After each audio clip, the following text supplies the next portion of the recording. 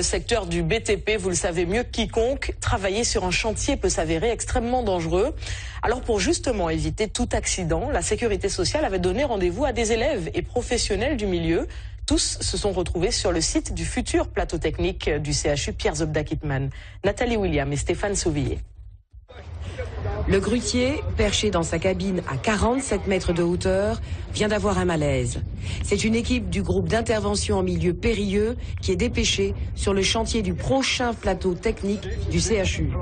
Pour extraire l'homme inconscient, la technique dite du spéléo-secours avec ses cordes, mousquetons et autres poulies.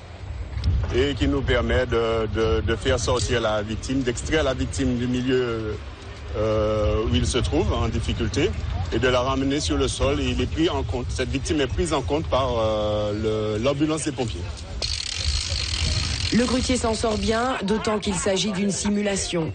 Mais il faut savoir que 20% des accidents de chantier sont des chutes de hauteur qui sont très souvent mortelles.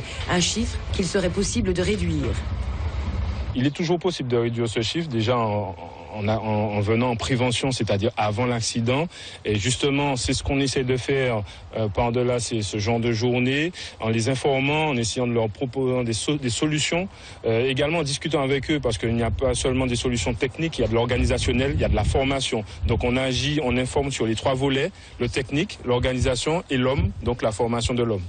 Journée nationale de la prévention oblige, la Caisse générale de sécurité sociale a invité les patrons et étudiants du BTP à découvrir les méthodes de sécurisation des chantiers.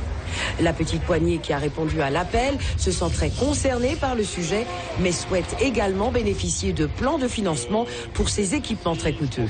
Un technicien, normalement, une fois qu'il intervient, il faut qu'il soit protégé en ayant son EPI. L'EPI, c'est quoi? C'est tout ce qui est en aide sécurité, s'il travaille en hauteur. Avoir les moyens financiers, ça reste compliqué. Et si nous venons ici aujourd'hui pour avoir les informations au niveau de la sécurité, c'est pour voir comment on peut se faire financer sur le matériel adéquat. En matière de sécurité des chantiers de construction, les mesures sont de plus en plus drastiques et les amendes aux contrevenants de plus en plus élevées.